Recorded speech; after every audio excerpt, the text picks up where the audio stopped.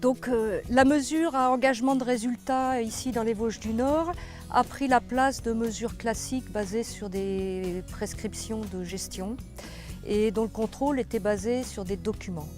À partir de 2008, tout ça a changé avec la mesure Prairies Fleuries. Elle rémunère des éleveurs qui atteignent un résultat spécifique. Autrement dit, elle paye les éleveurs qui produisent effectivement de la biodiversité. Avec le prochain plan de développement rural français, cette mesure va pouvoir être mise en place partout en France, depuis la Manche jusqu'à la Méditerranée.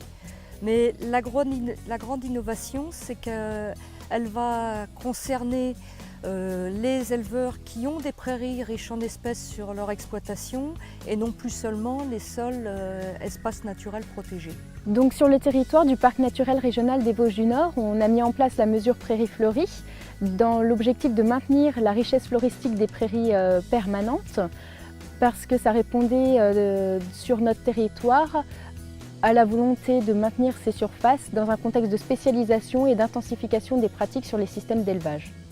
Par rapport à l'ancien programme que l'on a mené donc en 2008 et 2009, où on avait une mesure zéro fertilisation, ce qui nous a poussé à mettre la prairie fleurie, c'est que cette mesure zéro fertilisation était mise sur des prairies qui n'avaient pas forcément un intérêt écologique, ou par ailleurs sur d'autres prairies où il y avait un intérêt écologique qui existait, où la fertilisation n'influençait pas une grande différence écologique de la prairie, à savoir que jusqu'à 30 unités, c'était toujours une aussi belle prairie, mais par contre du point de vue de l'agriculteur, il y avait une forte pénalité au niveau de la valeur fourragère et du coup il n'était pas prêt dans une seconde programmation à se réengager avec l'absence de fertilisation. Grâce à ce nouveau programme, avec la mesure Prairies Fleuries, on a pu engager beaucoup plus de surface qu'avant par rapport à l'obligation de moyens qu'on avait qui était zéro fertilisation.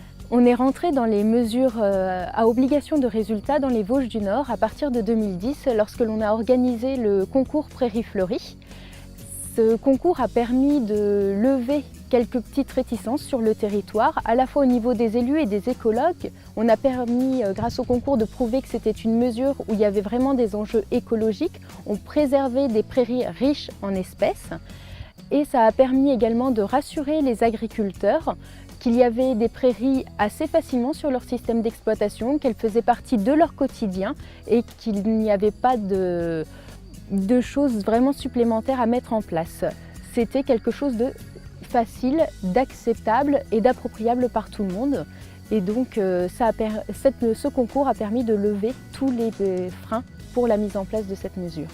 Je suis Charles Suze, donc éleveur laitier dans les Vosges du Nord. J'ai souscrit cette mesure résultat parce qu'elle est la reconnaissance du travail que nous fournissons sur nos prairies depuis des années. C'est ce travail qui nous a permis de les conserver en l'état. Cette mesure me permet aussi, par sa souplesse, sa flexibilité, d'affiner ma technique pour conserver ces prairies avec toute leur biodiversité. Le résultat que j'obtiens, c'est grâce à la diversité des légumineuses et des graminées, à leur équilibre dans la prairie. Cet équilibre permet d'avoir une flore de qualité. Cette flore de qualité est directement le lien avec le lait de qualité que nous produisons. Pour gérer mes prairies, je mets bien entendu mon nez dans la prairie, je m'assois dedans et puis je fais un inventaire de toutes les espèces qu'elle comporte. Pour me seconder, j'ai bien sûr le guide pour combler mes lacunes et j'ai le soutien efficace des techniciens du Parc des Vosges du Nord et de la Chambre d'agriculture pour parfaire mes connaissances. Pour construire notre liste de plantes indicatrices, donc on est parti du guide national réalisé par le ministère que l'on a adapté aux conditions locales. Cette adaptation, on a pu la faire grâce à des relevés et à une analyse fine des prairies de fauche et de pâture qui a été réalisée par le parc. On a fait le choix de prendre aussi des plantes qui étaient facilement reconnaissables à la fois par l'agriculteur mais aussi par le contrôleur de l'ASP, donc l'organisme qui va contrôler les aides PAC. Certains pensent que basculer vers une obligation de résultat est risqué, soit parce que la mesure ne serait pas suffisamment exigeante du point de vue écologique, soit au contraire parce qu'elle serait trop. Il y a effectivement débat, mais ce qu'on peut dire, c'est que partout où elle a été mise en place, la mesure a été une réussite du point de vue de l'appropriation par les éleveurs des enjeux de biodiversité. Elle a aussi été efficace pour maintenir les prairies riches en espèces, les surfaces. Alors ce que je trouve positif avec la mesure résultat par rapport à la mesure moyenne qui était en vigueur avant, c'est qu'elle me laisse cette souplesse qui me permet de récolter l'herbe au bon stade grâce à une fenêtre météo clémente, alors qu'avant le timing était relativement encadré et ne permettait justement pas toujours de récolter au stade optimum. Les principales difficultés concernaient les financements, le financement de la mesure elle-même, mais aussi le financement de tout le travail d'accompagnement, à savoir le travail d'inventaire au niveau de la flore, le travail d'accompagnement de l'agriculteur dans sa démarche et de formation.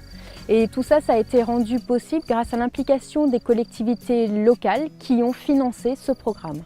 Et enfin, la future mesure système herbagers et pastoraux montre que ces obstacles peuvent être surmontés. Et l'expérience allemande a beaucoup contribué à crédibiliser cette approche résultat ici en France.